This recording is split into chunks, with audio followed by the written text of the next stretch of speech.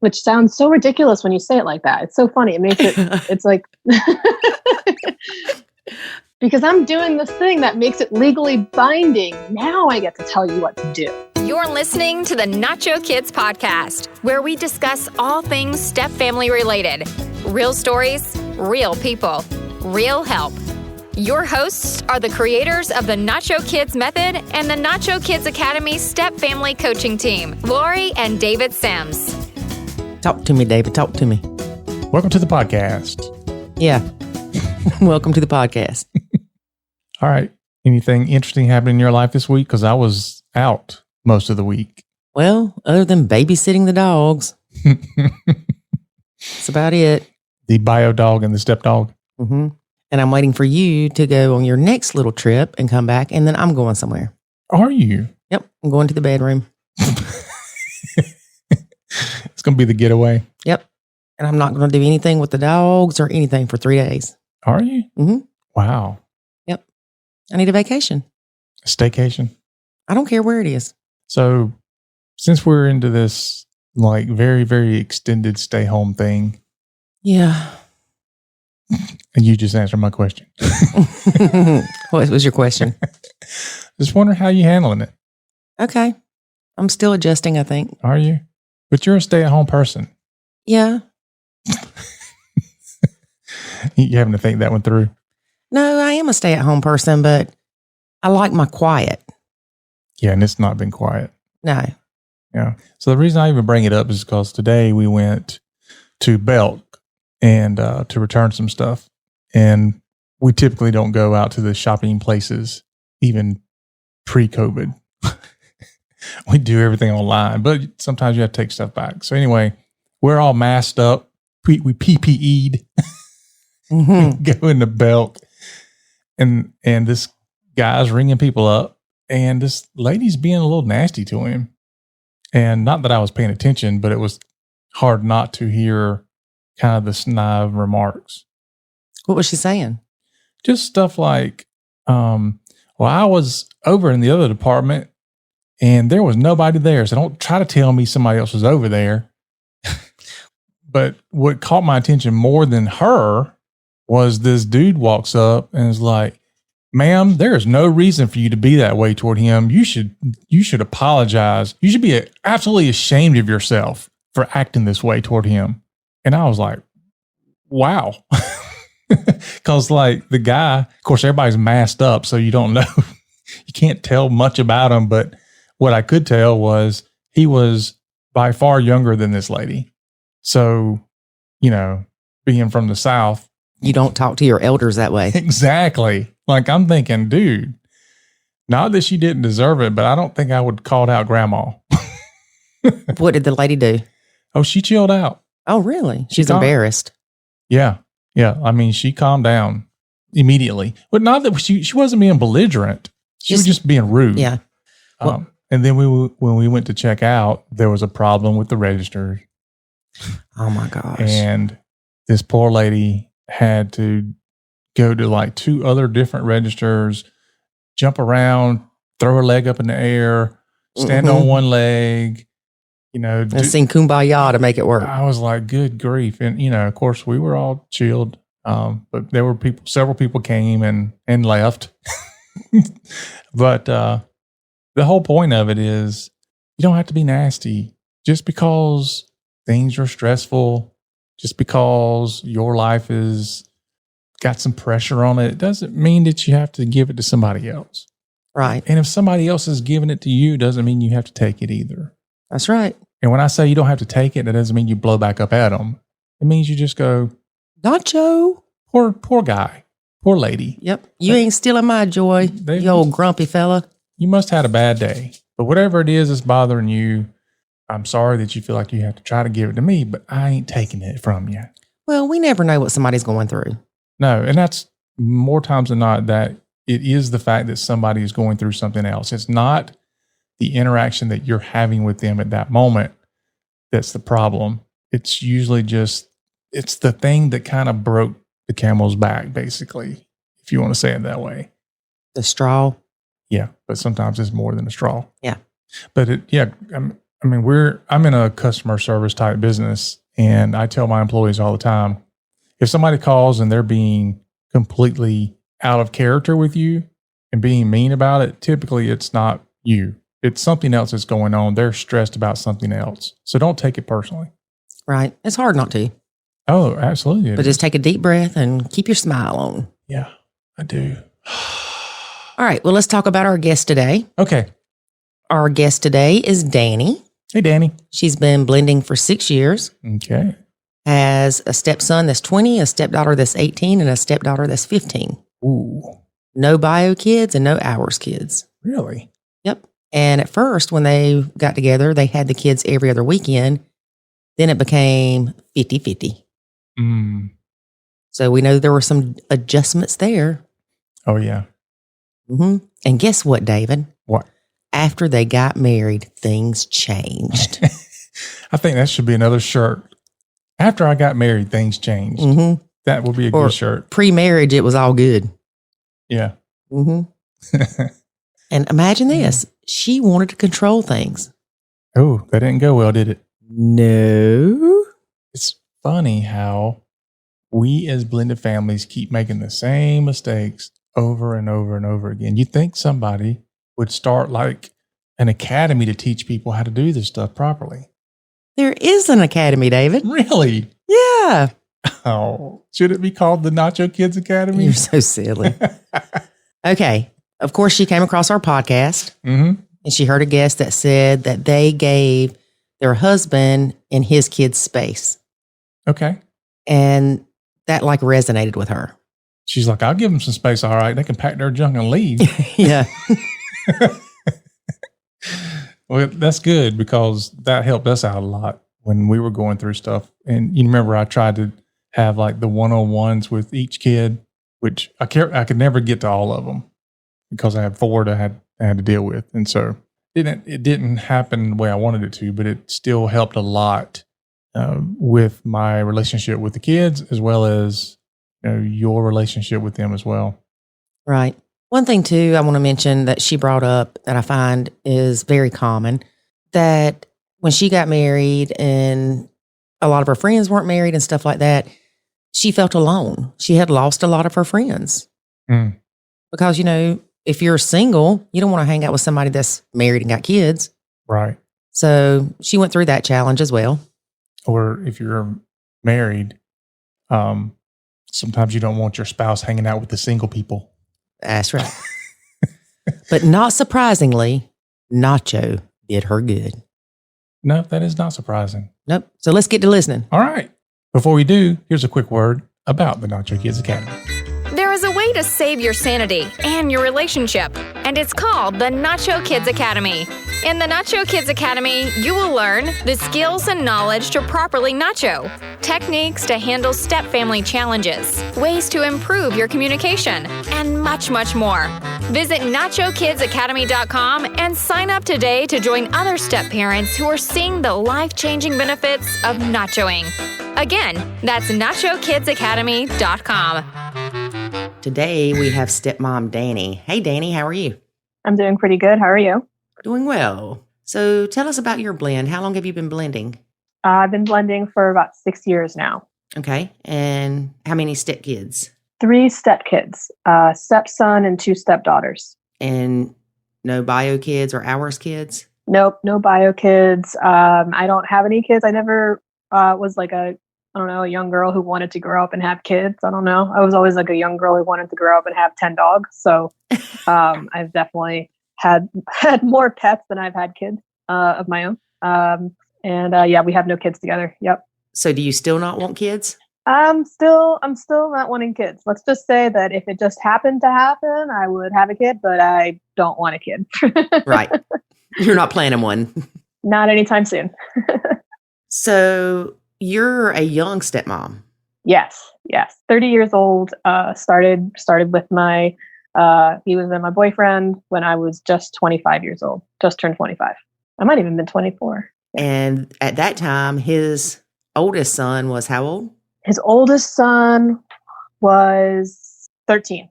Okay. 13 years old, going on 14, about to be a freshman in high school. So you are not that much Yeah. older than your stepson. Not at all. No, not that much older. Just about 10 years older than him.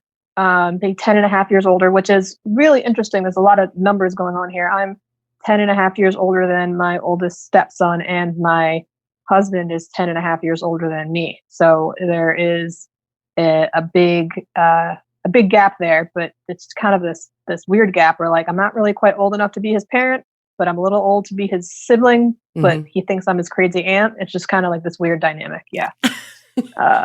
That is kind of weird when you put it that way, that your husband is, or your significant other is 10 and a half years older than you, and you're 10 and a half years older than his kid. So that means you could have been dating his kid. I could have been dating his kid. You think about it like that, it's weird to think about. Yeah. Yeah. Yeah, role reversal. Sure. Yeah. Yeah, I'm like, it's, you walk around and, you look around and you look around at some some really cute 20-year-olds at the mall or on the street or at the beach. And I'm like, oh my God, that's my stepson's age. I can't. It's weird. Yeah. For sure. It's weird. Oh, I'm sure it is. So how often do y'all have the stepkids? Well, so we had the original, when we first got together, it was every other weekend. Then we moved closer to their mom. We live 5 minutes up the road from them. So then we switched to 50-50 every other week. Currently, the youngest, she's still in the house. The other two have moved out. She still comes over every other weekend at the moment. But we are hoping to go back to 50-50 once summer comes around, or, whenever we can change things up. Right. So the oldest two have moved out. Yes. And you said that Biomom lives about 5 minutes down the road? Yes, Biomom lives 5 minutes up the road. We live in the same neighborhood. We did that so that they could still stay with us and stay in the same schools. So we're in the same school district. Right. We did that like 3 years ago. Okay. So what's your relationship like with the Biomom? My relationship with Biomom, we're cordial. We would say hi to each other if we ran into, which we have. We've run into each other at the grocery store and like said hi to each other and looked at each other's grocery carts and commented on what's in there and said hi and how are the kids, or how are your parents? Live in the neighborhood too, and but that's about it. She'll send me some memes sometimes. She's been kind of thoughtful. We have kind of like a thoughtful relationship, but there's not an actual relationship there. I'd say we're on good terms though. Right. So she wasn't sizing up your grocery cart going, "You're feeding my kids a bunch of crap." It's fun. Actually, she probably was, truthfully. I'm glad we're talking about this. She is, me and my partner, we are vegan. We switched to being vegan about 3.5 years ago, like right as we moved down here, and they could not, Biomom and stepdad could not be farther from vegan. So they have a meat freezer in their house. So when they send their kids over, there is a lot of like, what are you feeding them? What's in the cart? What are they getting? Anything like? Yeah, they're getting weed bacon. That did not come out the way that I meant for it to. No. They're getting okra bacon. That sounds much better than weed bacon. Yeah. Yep. Something like that. Yeah. So you don't do any communication with her about the stepkids? No, not really. I stay out of it because she's such an active participant in their lives that I stay out of it completely. I had my reservations at first about that and wanted to be this, really big, a big role in their life and, kind of ask her questions. But I just don't want to. I have so much respect for my partner, my husband. Sometimes I call him my husband, sometimes I call him my partner. So I'll go back and forth there. But okay. I have so much respect for his relationship with the kids that I don't want to do anything that would, muddle the waters between him and his Biomom. So our conversations, or if we do have them, they're about dogs or food, stuff like that. She's a cook, so sometimes we talk about food. Oh, okay. Yeah. So with you being so young when you got into this stepmom role, did you research anything? Had you joined Facebook groups, or did you do anything to be proactive to help your blend? No. Nope. I did not. I was young. I was kind of naive and thought it'll just all work out fine. There won't be any issues. I'll just, and it started off with me being very laid back. Like I wanted to be kind of that kind of friend that they hung out with, because I think that's how they saw me for a while. Mm-hmm. Everything changed when we got married, and we can get into that in a minute. But I think that I didn't look into anything. I didn't think that I had a need to. My mom, blended a family with my two sisters and me and my brother. So I just kind of took her lead and just looked at her example and didn't do any research on my own, which I, kind of regret not doing, because it was, really, really helpful when I finally did start looking into some podcasts is what I started looking at. Eventually was podcasts, Facebook groups and stuff like that.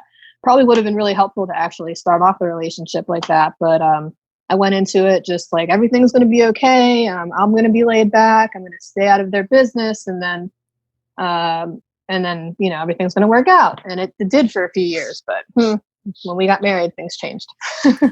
And we see that a lot. We'll see people that have lived together for 5 years. And the moment they get married, it changes the dynamics of the blend. What do you think that is? I racked my brain around it for so long. I still not really sure what that phenomenon's all about, but it did change it. Well, I think it's because before you're married, it's she can still leave.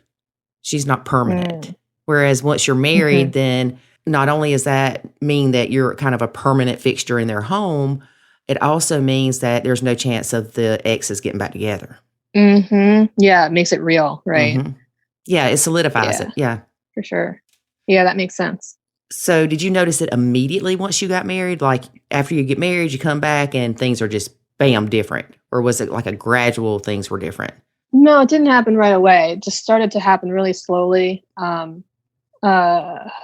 dynamic just slowly started to change. There was some changes going on between the oldest stepdaughter. She was 16 at the time, and some things started changing with her and her relationships. She got a significant other that we didn't really approve of, and there was some battle back and forth there. And I guess I kind of got I'm wife now. I'm stepmom. It's official. I have a say, and I can tell you and snoop and do all these things, and that got to my head.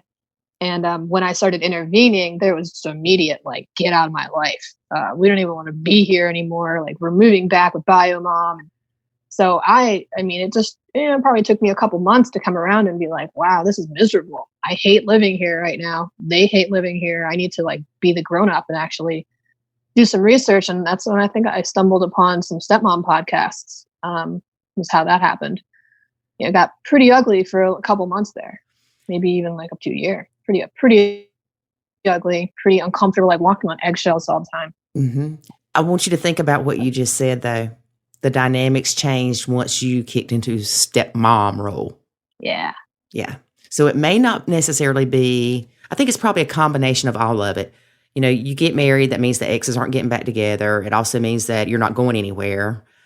And then all of a sudden, when we do get married, it's I have a right to tell those kids to clean their rooms and do the dishes and who they can and can't hang out with because I am married to their father. Right. Right. Which sounds so ridiculous when you say it like that. It's so funny. It makes it, it's because I'm doing this thing that makes it legally binding. Now I get to tell you what to do. Before, I didn't really care. Not that I didn't care. Yeah, yeah. I have this piece of paper, and at the bottom it says, I can parent you. Did you not know that? It does sound silly once we say it, but I think the mentality is that we look at it as, okay, once we marry them, we become their parent also. And we don't. It doesn't change biology. It doesn't change the fact that they have a mom and a dad. All of a sudden they don't have two moms. The only difference is their dad has a new wife. Right. Yeah. No, it's very, very true. And I think in my case, the fact that she's just up the road is a very clear reminder that I'm not their mom. And I don't know if and I think maybe that has something to do with why it was pretty quick for me to come around and start doing some research and looking for help. I don't know if all people have that like benefit of like Biomom being present for them to be like, you know, they're like, oh yeah, I'm not your mom. Your mom lives 5 minutes up the road. That's where she is. Like I can see that in my head. I'm like, yeah, this makes sense. Like my ego was completely destroyed and it was like really hard. But I mean, after, you know, a little bit, I was like, I started coming around to that. Like, you're right. I'm not your mom. Mm-hmm. I want to be. Sometimes I think I should be because like shit that you're doing right now is really annoying me. Yeah. But I'm definitely not, you know? Yeah. And you've got a good point there, though. If the biomom is not as present as your stepkid's biomom is, it may be harder for the stepmom to remember that they do have another mom or they have a mom. Let me phrase it that way. Mom, yeah. Because regardless of if mom is active in their life, passed away, or they may see her once a year, they still have a mom. And just because you marry their dad doesn't make you mom. Yeah. It makes me their dad's wife. Exactly. It was awesome. Yeah. Yeah. We've got to come up with another term besides stepmom. I've been like working on that. Glorified babysitter. You know, some people will get offended with that one. Yeah. No, we should come up with a nice replacement for that word. Yeah. I'm sure it's out there. Yeah. I've been thinking on it for a while, so I'll just continue to do that, and maybe one day it'll come to me. So when you got married and you came in and felt like, oh, I can be a parent now, that didn't go well. Did the kids end up moving back with Biomom, or did you quickly go, wait a minute, I'm miserable, everybody's miserable, something's got to change? Were you and your significant other fighting a lot because of this? So we fought, me and my partner, we fought for a little bit around it. I got really, on my end, I tried to control everything. I mean, I think everyone wants to control something. And I just really wanted to control the outcome of their relationship because I could just feel things were on the rocks between my partner and my stepkids. Mm-hmm. And I knew that I had a part to play. I didn't realize how much of a part I had to play, but I knew things were on the rocks and I really wanted to just control the outcome. Like, I'm going to make it all better. So every single day I was like, hey babe, like, let's talk about it. How are you feeling about it? Like, why did you say that to the kids? Why did you say that to the kids? Like, why would you do that? Like, well, when you said that, don't you think that was kind of rude? Or you know, when you walked away and she was, you know, saying that, like, don't you think that was like being negligent? Like, I started getting like, you know, really worried they were going to move back in with their biomom, and lo and behold, they did move back in with their biomom, and started coming to us every other weekend. And that was really hard for me. And I was like, man, but it also, like, that space there was like actually really refreshing, because I was like, wow, like, I didn't realize how badly I needed to stop and like have some space between me and them and like reflect on how absolutely controlling I was being. Like, I turned into such a control freak. Mm-hmm. And there was a lot of, you know, back and forth and fighting between me and my partner, and a lot of, we definitely, like, we weren't, you know, on good footing at that point, but, I started to kind of like back out of it. And that is when I started really getting into, like, actually, that's when I came across the Nacho Kids. That's when I came across this podcast. Was when I was like, I started listening to someone that was being interviewed, and they were saying how sometimes they just like leave the room and step out and just like give, you know, their significant other, their partner, and the stepkids the chance to be with them by themselves. And like, I'm going to go out and I'm going to go read a book in another room, or go fold laundry downstairs, or go out for a walk, or do something. And then you guys can have your own time. Mm-hmm. And that was like revolutionary. So like, they would come over for every other weekend, and I would just kind of like leave, and I wouldn't really make a big deal out of it, like not make a dramatic scene or anything, but I would just kind of, you know, go upstairs and hang out on my cell phone and scroll through Facebook, you know, in my room for a little bit, or, you know, go, you know, do something else for a little bit and come back. Mm-hmm. When then eventually, you know, when they kind of came to this agreement with Biomom and that they were going to come back 50-50, there was like one night of the week where we would have like a family meeting, and I was included. And then there was one night of the week where they would like go out to dinner and I would stay home. And that worked really well. Yeah. You didn't feel left out when they did that? No, honestly, I didn't. I was more concerned with him getting his kids back than I was with my need to be a part of that. I don't know. He, you know, uprooted his life where we were comfortable living in a different county and moved down here just so he could be with them And then I felt so guilty, I guess, for maybe any part I played in that separating, that I was like, you know what, you just have this, you have this time with your kids. I don't feel bad at all. I'm going to enjoy the alone time and get some of my life back. Cause I felt like I kind of lost myself in the whole process. Figure out who I am again. And then, when we're all ready to hang out as a group, we'll all hang out as a group and we'll have game night, play Connect Four or, Cards Against Humanity. We'll do something together as long as you guys have your separate time. Right. I was going to ask you if you felt guilty and like they left and went back to Biomom because of you. I did. Yeah. I felt really guilty about that. I felt like I had caused the whole thing. I don't think I did. There's a lot of, dynamic that comes along with Biomom and the girls specifically, they're really close, and I don't think that it has as much to do with me as I originally thought. But I still want to keep my side of the street clean and just make sure that I'm doing everything I can do to make it comfortable when they do come over. Right. Yeah. And it's hard to do because you want to help. You feel like by you telling them to do their chores or whatever, that you're helping your significant other, when most of the time you're not. You're just causing a rift between you and the stepkids, and then they complain about you to him, and then you're complaining about them not listening to him. So he's stuck in the middle. Exactly. And that was so hard for me to understand. I mean, and by hard, I mean, like, that was like truly upsetting and like horrible for me to wrap my head around. Cause I was like, I'm just doing the right thing. The rooms are a mess. Someone should tell them to make their bed. I remember when I told my 17-year-old stepdaughter, like, I was like, you should really make your bed.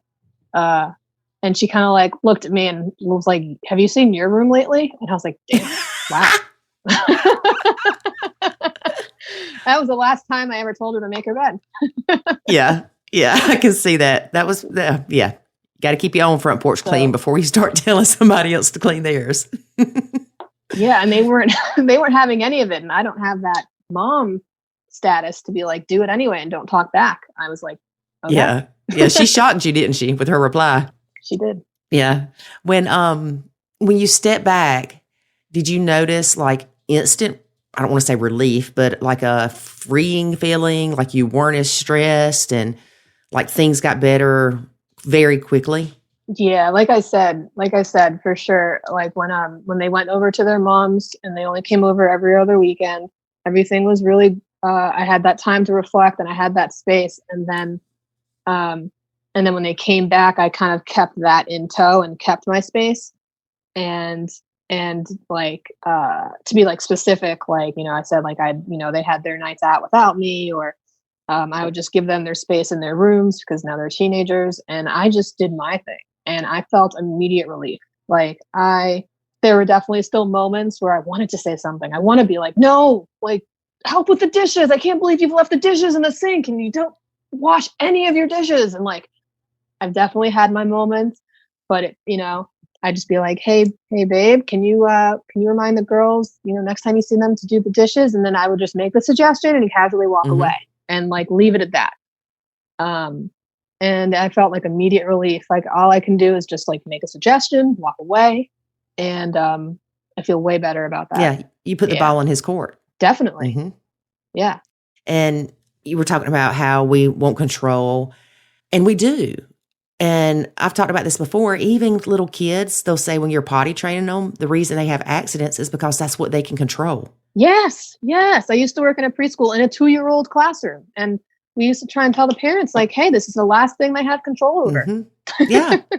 They want to poop themselves, let them poop themselves. But yeah, absolutely. I want to have, everyone wants control, and man, I felt like I could have my little domain and tell people what to do and kind of be the director of the show. And yeah, no, it didn't work. Yeah. Okay. So help me explain to people what it feels like when you let go of that control. Do you feel like you're giving in, that you're losing, that you're weak? How did you feel when you let go of that control? At first there was like a void. It was like, all right, well, like now what do I do? Like I had made my whole identity around like this person who like makes sure things get done around the house. And now all of a sudden there's this void of like, all right, what do I do? And it's not necessarily like, I wasn't, at first it felt like defeated, like I had lost the battle. And then it started to shift more to like, well, now I get to do what I want to do. Like I've been worrying about dishes in the sink forever. Now I can go, I like to be creative. So now I can go, write or play music or do other things I like to do. And so it felt eventually kind of like a victory. But it didn't seem like that at first. Right. It's a growing process because you'll feel like, okay, fine, y'all win. I give up. And then you kick into, wait a minute, I'm still in control. I can choose how I let this affect me. Either I can walk around and mope about it every time they're here, which will make everybody miserable again, or I can go read a book, or I can go talk on the phone with a friend that I haven't talked to. We spend so much time putting our energy and focus into the blend that it wears us down. Yeah. Yes. Yeah, dude. Absolutely. I'll give you like 2 examples. Like I go to therapy. I've been seeing a therapist for a really long time. And I noticed that every single week I was going to therapy, I was talking about my stepkids. And I was talking, and I'm spending money on this appointment every single week talking about my stepkids. And after a while, I was like, okay, I'm not going to talk about my stepkids this week. And I started working on myself. It was like I had put all this energy into fixing their problems, and they have 2 completely competent parents in their lives, and I'm not working on myself at all.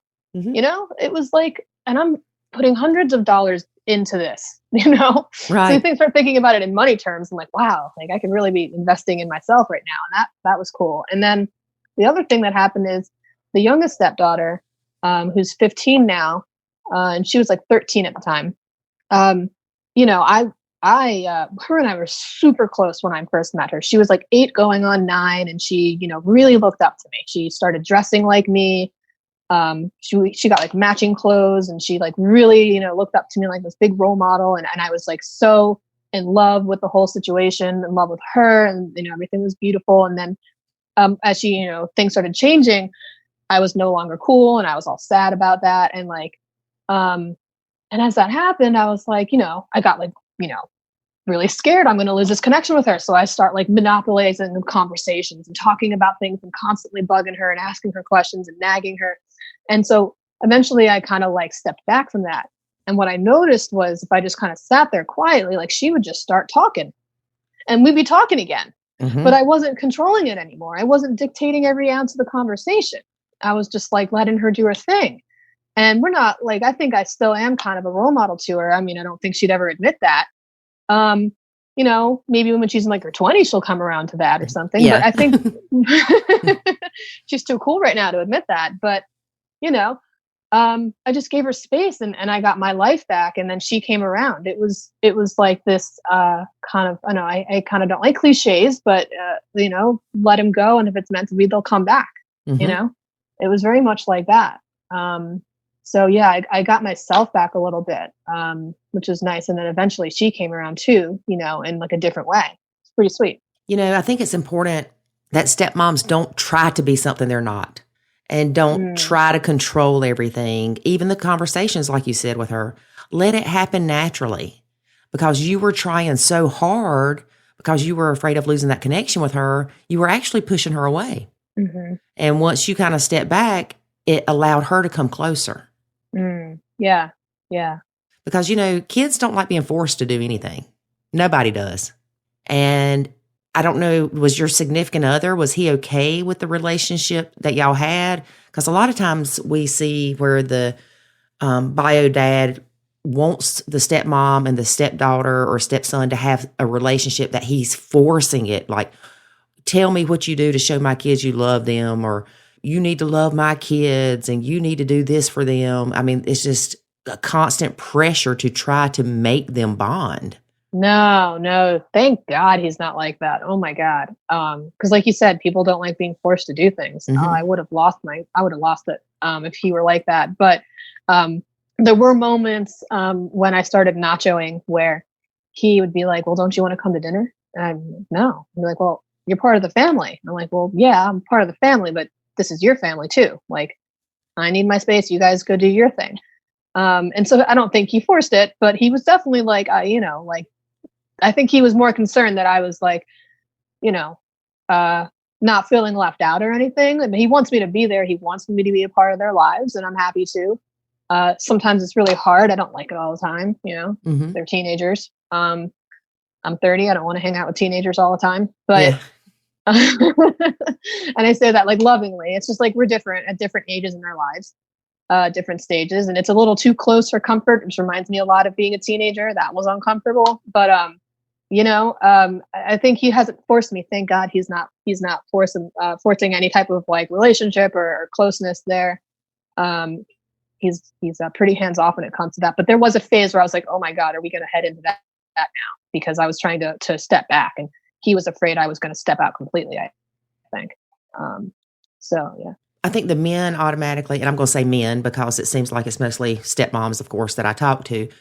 But it seems like the bio dad looks at nachoing as you're just throwing your hands up and saying, I'm not doing crap. Yeah. For sure. Mm-hmm. Yeah, absolutely. And that wasn't the case at all. I was definitely still happily a part of their lives. I was just a part of their lives in a way that I think they wanted me to be in their lives. Just like, A way that worked. Yeah, absolutely. Yeah. So did he know you were quote, quote, nachoing? Did you tell him? Yes, I told him about the Nacho podcast, and I told him about nachoing. I'd be like, I'm going to go downstairs and, do my thing while you're hanging out with the kids. He'd be like, are you nachoing? And I'd be like, yeah. Yeah, he knows. I asked you that because a lot of people, they'll ask all the time, should I tell my significant other or not that I'm nachoing? Well, you can't just go in there and go, I'm just not doing anything for your kids. Because number one, that's not nachoing. But then you can't just go in there and say, they are not my kids. They're your responsibility. I'm out. Okay. Once you explain to them what it is and can explain to them the reasons why it's beneficial for everybody in the blend for you to nacho, it helps you build a relationship with the stepkids. It takes him out of the middle of you fussing about them and them fussing about you. It just helps so much. And it even takes out the crap that the biomom is saying about you. Because if you're nachoing, she can't say anything about you that's true. Yes. Yeah, for sure. Because if I were to go in there and be like, I'm not dealing with it, this is your problem, you have them, they're not my kids. I mean, that probably wouldn't land as well as like, hey, I need some space, and explain what nachoing is all about. Like, that's going to yield a better result than throwing my hands up in the air and saying, they're your kids and walking out. Yeah, don't wait till Monday morning when you normally take the kids to school and go, you know what? I heard this thing called a Nacho Kids, so I'm not taking them. Good luck. Because we've had people do that. Yeah. Yeah. Does that work? Does that yield good results? No. We said we need to start adding a disclaimer to every podcast that says use common sense. Yeah, absolutely. Yeah, I can't imagine if I had ever been like, so-and-so overslept this morning and they asked for a ride to school and I just told them, no. I mean, I guess not really a good example because I feel like I might do that at some point if I ever had my own kids, but so-and-so needs a ride to work. Their car broke down and I told them no. Like, yeah, I mean, of course I'm going to give you a ride to work. You want to work. Like, I don't know. I feel like I have to walk a thin line as their stepmom. And I pick my battles and I can't just throw my hands up in the air and walk out. Yeah. Well, a lot of it too is because people get aggravated with the stepkids because they don't listen to them, they're brats, whatever. And so when the stepkid asks them something, they're like, no, I'm not doing anything for you. But see, You're not doing it for them anyway. You're doing it for your significant other. For sure. You're helping them by taking the stepkid to work when their car broke down. You're helping them by taking the stepkid to school when they missed the bus. For sure. You've got to change your perception. And then the ultimate thing is realizing that, you know what? It's not really the stepkids per se, as much as it's the stepmom doesn't agree with how the stepkids are being parented. So it falls back on, little Johnny's only doing what he can get away with and his dad lets him. So who are you going to be mad at? And then you say, well, then I'm mad at my husband because he won't parent his kids. Well, who are you to decide how he should parent his kids?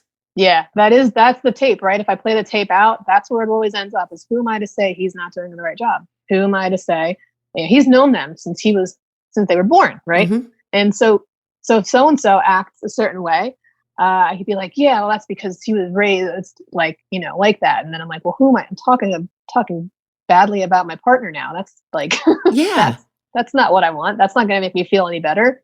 exactly. And if they say, if my partner or significant other says, well, so-and-so acts like that, and they've always kind of been that way since they were born, who am I to say that's not true? Right. Yeah. And, as parents, we do the best we can. A lot of how we parent is based on how we were parented. A lot of it is guilty parent syndrome. Did you notice that your significant other has guilty parent syndrome at all? Or is he, fairly strict with them to the point that you feel like if they were your kids with him, that he would treat them the same? He wouldn't, be like, oh, I don't want to punish him because he's getting ready to go back to his mom's.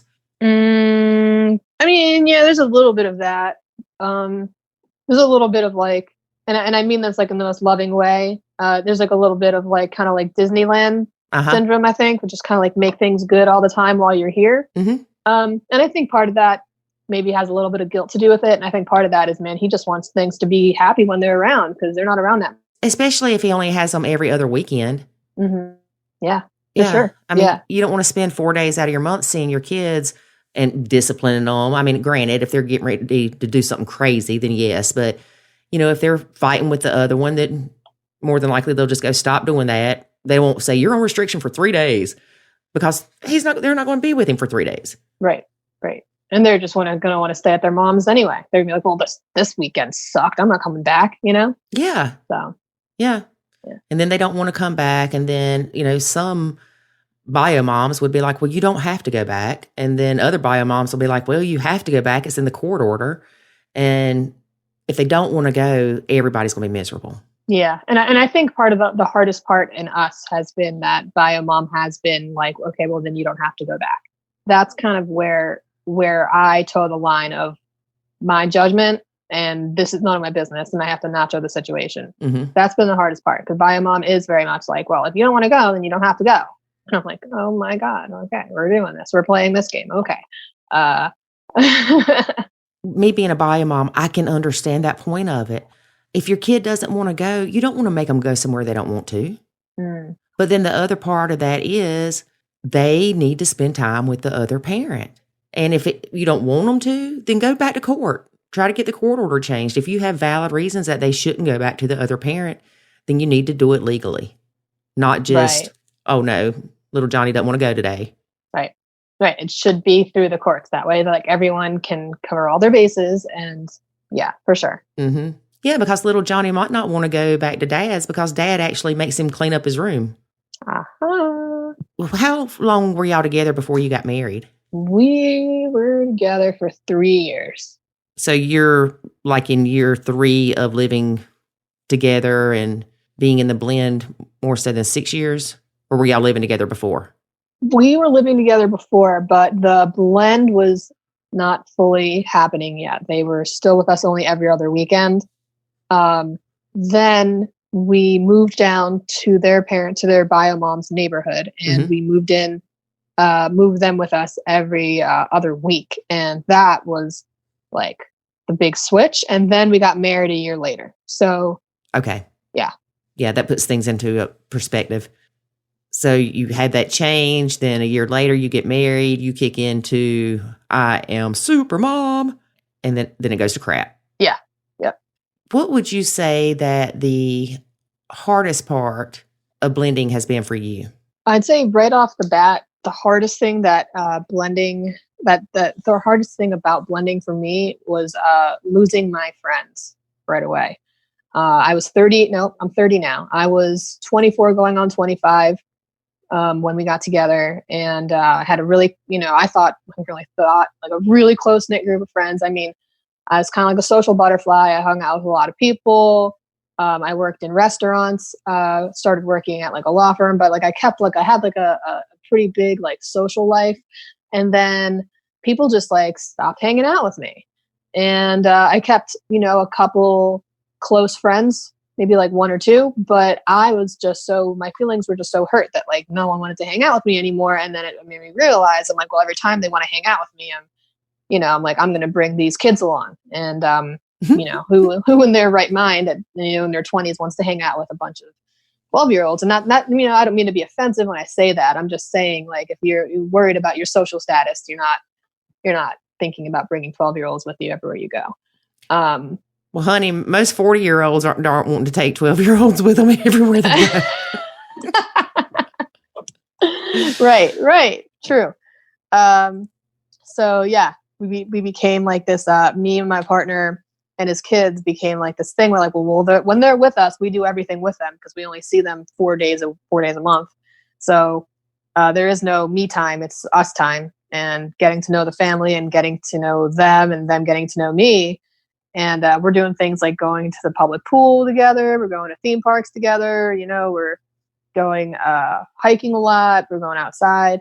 And I'm inviting my friends to join us like I would usually. And they're not coming. Mm-hmm. And now they're, so that was hard. Probably the hardest thing. And then the weekends that you didn't have the kids, were you kind of like, I just want to chill for that weekend? So you mean like, it was like, was I calling my friends on those weekends? Yeah, I was. And you know what? My personality is just like, if I get hurt too many times, I'm just going to kind of cut you out of my life. And I started realizing that these friends that were hanging out with me when they weren't around or when, I was by myself, like they, I don't know, man. I got my feelings hurt too many times by like feeling rejected that I just kind of like was like, you know what, if that's how you're going to be, like, if you're not going to accept the way that I'm living my life now, like, I guess I'm just not going to call you anymore. I don't know, that I needed to maybe switch my perception on that. And I definitely have at this point. I've gotten a little more mature when it comes to that. But at the time I was like, you know what, I'm kind of done. Yeah. I'm done with you, girl. I am shutting the door. Exactly. Yeah, I can see that. A lot of people are that way. I know this is kind of a hypothetical thing and it's probably going to be hard to answer because you don't know.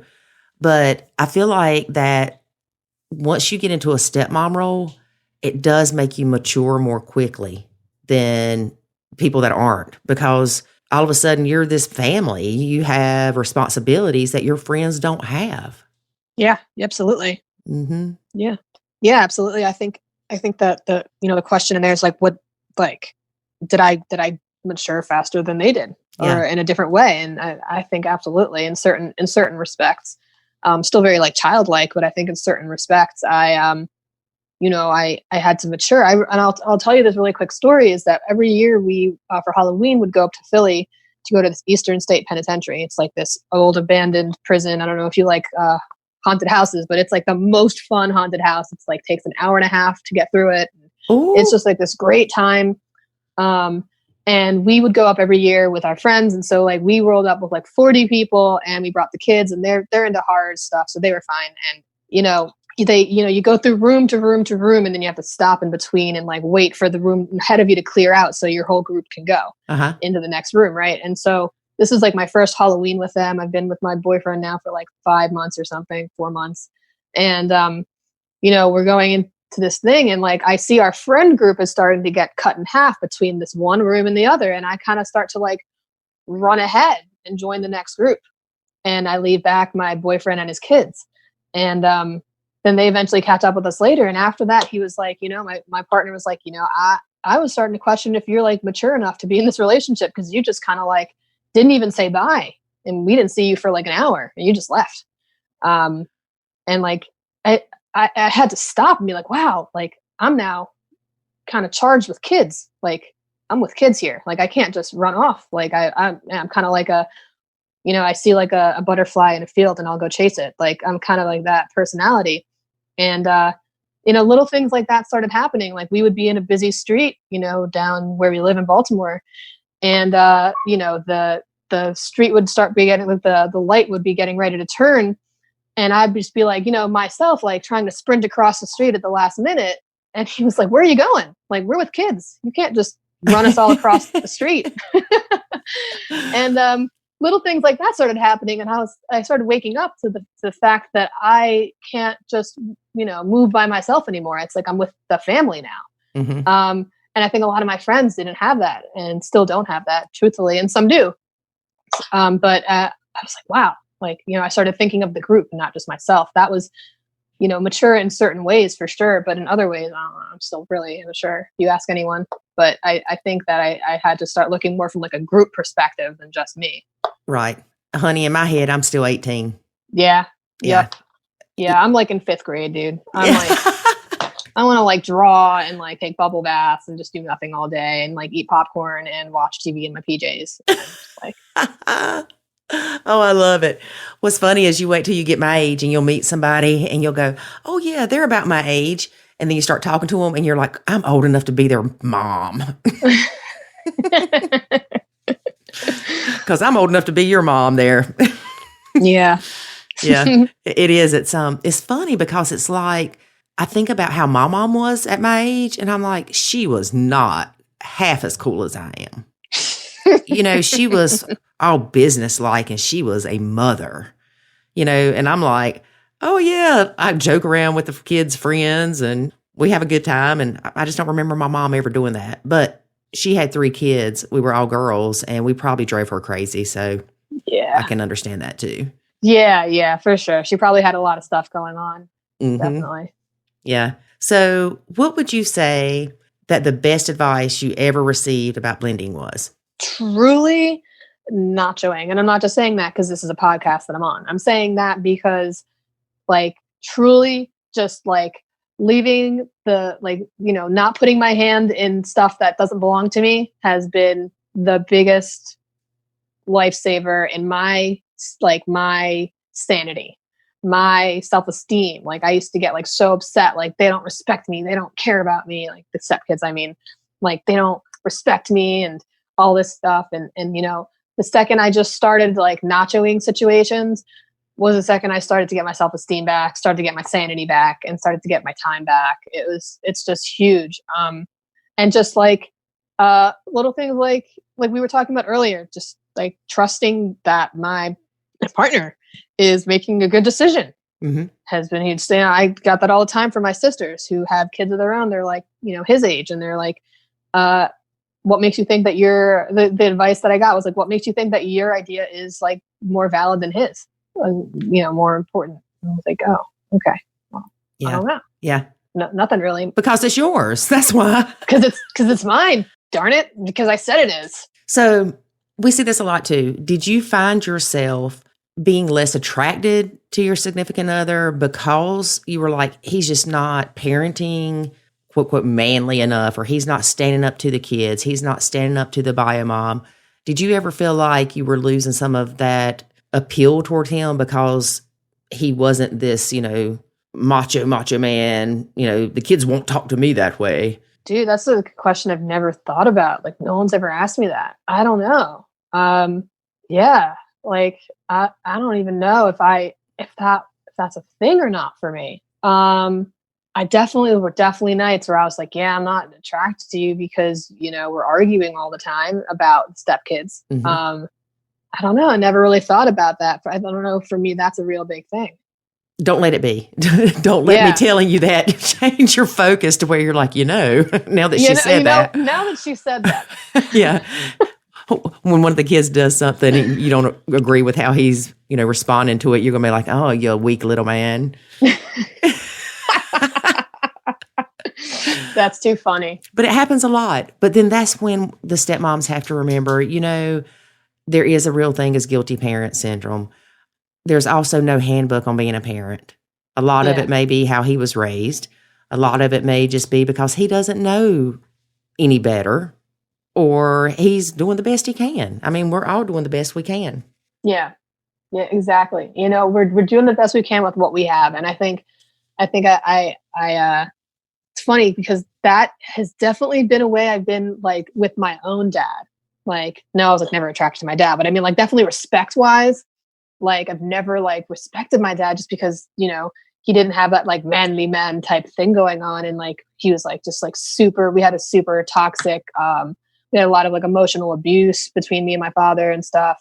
So like, I never really like respected him, but that reminds me like we're doing the best with what we can, with what we have. My dad was also orphaned at a really young age, so he didn't have parents to look up to. So, we only know how to parent based on, how we were parented, Mm-hmm. And the majority of us will go, if I have kids, they will not act like that. Or, my kids would never do that. Well, there's a reason that your foot will fit inside your mouth. Yeah. I'm kind of rolling my eyes when you said that, but, because I don't have kids of my own, and I would like to think that. I'd like to think my kids wouldn't do certain things, but it's like a lottery. I feel like you don't know what you're going to get. Think, Mm-hmm. Exactly. I know sometimes my son will do something, and my mom passed away 5 years ago, and I'll hear my mom in my head go, payback. Oh. But thankfully, it's not the same payback because I was a bad child. Oof. Yeah. Yep. Especially with my mom. We didn't bond. We didn't have a good bond. I was a daddy's girl. And I think that just always annoyed her. Yeah. Yeah, for sure. Now, do you notice that with your husband? Does he have a closer bond, you think, with the girls? Is one of them a daddy's girl? When they were younger, one of them, the oldest stepdaughter, middle child, she was a daddy's girl for sure. Absolutely daddy's girl. And, very similar temperaments, the two of them, they're very similar. So as well, and I always tell her this, anytime, that they were fighting and she would come to me to vent to me about him, I'd be like, you know what, girl, you are two peas in a pod. So you're either going to love each other or be at each other's bumping heads constantly. But I think that he was at one point really, really close to her. I think he bounces back and forth between the kids who is closer to at a certain time. Mm-hmm. And that's normal too. Mm-hmm. That is normal. I always laugh because I'm like, yeah, my older sister was my mom's favorite. I was my dad's favorite. And my little sister, they're like, okay, we both better love her. She's the baby. Yeah, I'm the baby, so I know how it is. You're always the baby. I'm 30 and I'm still the baby. So you have step siblings? You said your mom was part of a blend? Mm-hmm. Yep, I have two stepsisters and I have a brother, a whole brother. Or no, wait, I'm sorry. They're half sisters. Okay. We all have the same mom. So we're half siblings. So me and my brother are full, both from my mom and dad. And then my two older sisters are from my mom's first marriage. Okay. So you never had a stepdad or a stepmom? No, I didn't. I never did have that. No. But you thought having half siblings was comparable to being part of a blended family? Yes. Yeah. I did. Yeah. I did. I thought that kind of watching my sisters go through what they went through with my dad was comparable to learning how to parent and not parent, stuff like that. Did your dad parent them? Yeah. He met them when they were 4 and their dad moved. My mom's from Argentina. They were born in Argentina and their dad moved back to Argentina when him and my mom split. So he went back and then me and then my dad, when he met my mom, they were 3 and 4 years old, I think, or 4 and 5 years old. So he stepped in and played the dad role for them when they were little. They're 45 and 46 now or something. So he's been their quote unquote, their only real dad figure. And he was kind of vicious, man. He was I'm not really afraid to say this, but he was just kind of a tyrant, just always telling them what to do constantly, just really strict with them. And, so I was all right, I just won't be that. Whatever it is, I just won't be that. Yeah.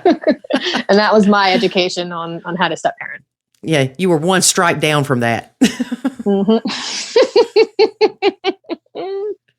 I'm not going to be that bad, but I am going to control this ship. Yes. Definitely.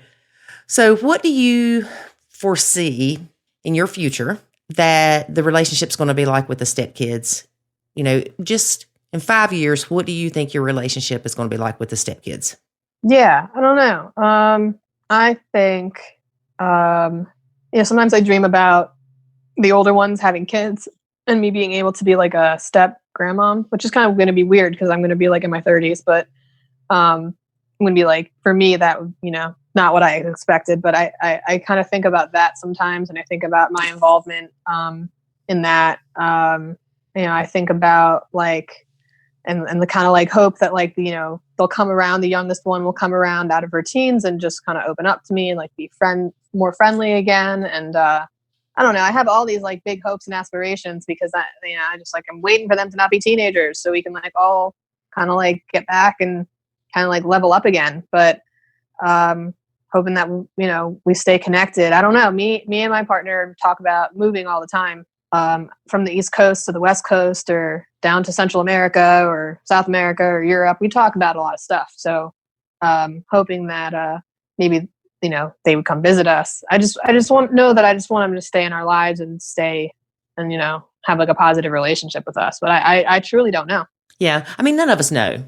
Right. When you go for a job interview, they say, where do you see yourself in 5 years? So I don't know why that popped in my head. Yeah. Yeah. I think I would sell myself short if I tried to figure out where we'd be in 5 years.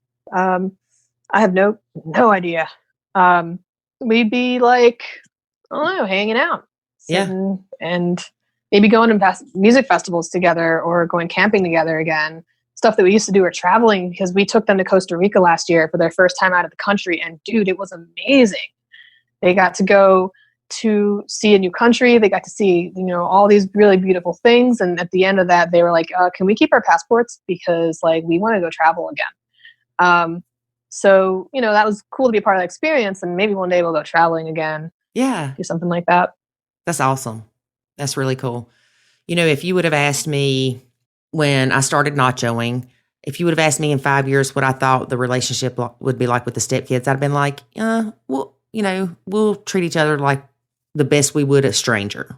But I am fair point. Yeah. And I'm really shocked of the relationship that I have with those kids now, because I have a good relationship with them. I can call them and chit chat with them. One of them is very supportive. If he finds out that I'm working on something new, he's like, oh, that's going to be great. And have you thought about this? I'm more a part of their life than I ever thought I would be. Yeah, I have the oldest stepdaughter, the middle child right now. I feel like, at best we're going to be cordial. Mm-hmm. And I miss her dearly, but a lot's changed over the time since I've known her. And I'm just hoping like we can sit together at dinner tables for holidays and get along. That's kind of where I see us in 5 years. Or that you're invited to the wedding. Well, the wedding already happened. She was 17 years old and, and she married a Marine. So, okay. Yeah. Did you go? Were you invited? So they got married in the courthouse, and I did not go to that. Not that I was not invited, but it was like during work, and it was kind of on a whim, last minute thing. Uh-huh. And when they do have the wedding ceremony, or like the whole the reception party and stuff like that, I think I will be invited. Yeah. Well, good. Yeah. Because we do see a lot of times where the dad's invited and the stepmom's not. Really? Yes. You would be surprised. So then that causes conflict, of course, where the dad wants to go but he doesn't want to go and hurt his wife. Or the stepmom's like, if you go, I'm going to divorce you. Jesus. People. Yeah, it doesn't end when they turn 18. It does not end when they turn 18. Yeah. Yeah, right. In my head, it's already over. I'm like, all right, 2 of them are 18. I'm almost done. But I know that's not the case. Well, it may be more so for you if y'all move somewhere, because you won't be in the same town or whatever. But you still will have those events like either getting married or having a baby. You don't want to be one of them have a baby and you go to the hospital and they go, we don't want her here. Who is she? Why is she coming? It happens. So we have a situation right now where stepson is graduating from college. He's in a 2-year program down in Florida. Mm-hmm. And he was only given 4 tickets for his college graduation. Oh. So I'm like, oh, darn, like who's going to make the list? Yeah. So it's people who are going are me, my partner, and Biomom and stepdad. And I was like, are we sure about that? Like, why am I going and why are grandparents not going? Like what? And he was like, that's the only way to make it fair. My partner said, that's the only way to make it fair. Because, you had a big hand in him going to school and so did stepdad. And, we're just going to do it that way. Yeah. Like, okay. Are we sure? Like if he's got 4 grandparents, he would have to leave out his parents. Right. Yeah. Yeah, for sure. And I have a volunteer. I was like, if I was like, I'll step out if that means that one of the grandparents can go. And then he's like, yeah, what about the other grandparent? Uh-huh. Yeah. So. Yeah. I think when they give those tickets, they don't think about, I know they do it because there's so many kids graduating and they have a limited number of seats or whatever, but they definitely don't think about the step family issue. Because I know when the triplets graduated from high school, if they would not have been triplets and all of them got tickets, we would have had the same issue. Wow. You know, but luckily I think with, being 3 of them, we got like 12 tickets or something like that. Mm-hmm. Yeah. So that's really great. So you have enough tickets to go. I think that they don't consider, blended families and different, non-traditional type families, or even the fact that grandparents might want to go. But I guess, it's based on how much room they have and, how many seats they can give out completely. So. Wow. Imagine those people that are, what are they called? Polygamist? They're like, well, I got polygamist, like married to more than one person. Yeah. But I got 7 mamas. Which ones do I give the tickets to? I think you just hope that one person's cool enough to step down and be like, yeah, I'll let you go. I'll take the next one. Then you trade off just like. Yeah. If you are a polygamist, sorry if we offended you. That was not our intent. I'm just curious. No. No, I think that's legal in Oregon or maybe Oklahoma. I don't know. Hey, that would be cool. We need a polygamist blended family. Well, wouldn't they be a blended family anyway? Yeah. Polyamorous, more all these relationships. Yeah, I think they would be blended. I've heard of families that live together with their in houses with all of their kids together, multiple couples with shared children. You should interview someone like that. Yeah. All right. If there's somebody out there like that, contact me at Lori@nachokids.com. Be a guest on our podcast. Yeah, because now you got my mind spinning. I'm like, how does that work? Right. Yeah. Yeah. No. Couldn't do it. Not this girl. I think it would depend on how you. I feel like a person like that would have to set it from the start and be like, all right, kids are being born. This is how we're going to do it. We're going to make it like this. Yeah. It would have to be boundaries galore. Right. Yeah. Or guidelines, maybe is a better word. Right. Guidelines, boundaries, in this house, this is going to be our norm and we're going to make it like this. And this is going to be weird to other people, but we're going to have to be consistent with it and stick with it so that, Yeah, because could you imagine your child, say I'm Mama A, and my child is misbehaving and Mama C starts to discipline my kid, but I don't think she should. That's a whole nother blended mess. Right. Yeah. Right? Well, Dani, it has been great having you as a guest on our podcast. And, make a note in 5 years, reach out to me and be a guest, and we'll see where you are in your blend. Awesome. I would love to. All right. Take care. Thanks. Bye-bye. Have a nice day. You too. One of the things that Dani mentioned is at first when she let go of control, she felt defeated. And there was a void. That's not abnormal. No. Because if you go into it and say, okay, I'm letting go of the control of things I didn't have, you're not giving up, even though you may feel that way. Right. But you have to remind yourself that, no, you're not giving up. You never had control of these things anyway. You're just letting it go. You're stopping trying to control everybody. Well, you just hit the nail on the head, which is you never had control in the first place of those things. And so what you were frustrated with was the fact you were trying to control something you couldn't. And then sometimes people get frustrated because they feel like they're giving up control of the things they didn't have control of to begin with. So it's like, okay, fine. I'm not winning. I'm not getting anywhere with this. Nobody's listening to me. Nobody's doing what they said they were going to do. I'm just going to give up. You're giving up the stress of trying to control everything that you can't control. Right. Yep. And the ultimate control, I've said this many times, is when you can get to the point that you control how you let things affect you. Yeah, because that's what you can control. Right. I remember one time when we had a coaching call and I told this lady, because we were going over things that were wrong in her blend and things she was struggling with. And she said, well, everything that we're talking about is things that is me. I mean, I'm the one that's the problem that needs to be fixed. And I remember telling her, you should be glad that a lot of the things that need to be fixed are things that you feel that belong to you, because those are the things you can control. If you come and you're like, everything is my significant other's problem and I'm doing every single thing right, then you're going to have an uphill battle because now you're trying to change somebody else to make your blend better. Right. I would much rather have me to change because I can control that than to have to try to change somebody else. Yeah, but, and maybe you just don't have these emotions. I don't know, but it is hard because there is a point where you feel like that something's wrong with you.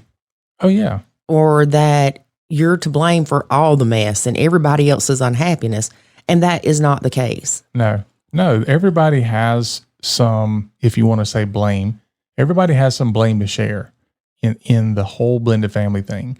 And I don't think that one person necessarily has more than the other, because a lot of times the reason why stepmom is so overstepping a lot of times is because the significant other, the husband, boyfriend, whatever, has put her in that position and then expected that of her. Right. And so, you can't really say, well, she's the bigger problem when, he's the one that put her in that position and told her to do it that way. Yeah. Or asked her to do it that way, depending on your relationship. I did ask her if she researched blended families prior to becoming part of a blended family. Mm-hmm. She said, no, didn't see a need to. I got this. Yeah. Everything was fine. Yeah. Till they got married. Well, we've talked before how we did the homework and the research. Well, you did. And then you told me.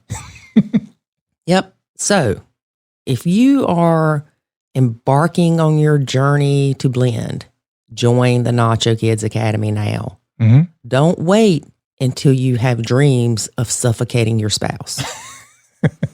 Don't wait until you're crying at the end of the driveway, not wanting to pull up in the driveway and deal with the blend. Wait a minute. Are all these things you did? David, I'm just saying. Okay.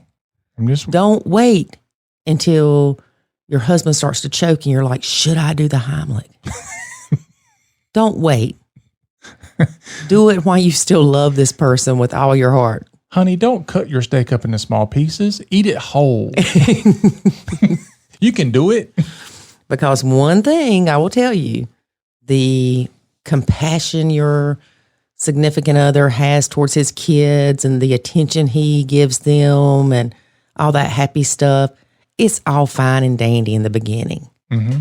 But for some reason, once you get married and the blend starts going crazy, those are the things that you don't like about them. Mm-hmm. It's amazing how stuff changes. Yep. One of the first things I thought about David was he's a great dad. He's got his kids 11 out of 14 days. His kids are well behaved for the most part. I mean, when you've got 4 kids, you can't expect them to be just quiet. Yeah. But, great kids. Mm-hmm. Then all of a sudden, when I moved in, they were horrible hellions. No, not my kids. Yes. They were perfect little angels. Maybe to you and your mama and some other people, but not to me. So, anyway, just a little word of advice. Which is? Join the Nacho Kids Academy now. Don't wait. Gotcha. NachoKidsAcademy.com. And don't let the things that you loved about your significant other in the beginning turn into things that you hate about them now. That's true. All right, that's all I got to say. We got to wrap up, David. Let's go. All right, let's wrap it. So thank you for listening to today's episode. We will be back next week talking more stuff about Nacho. So remember, folks, life is good when you Nacho. Thanks for listening to this episode of the Nacho Kids Podcast. Find us online at nachokids.com. Until next time, remember, life is good when you Nacho.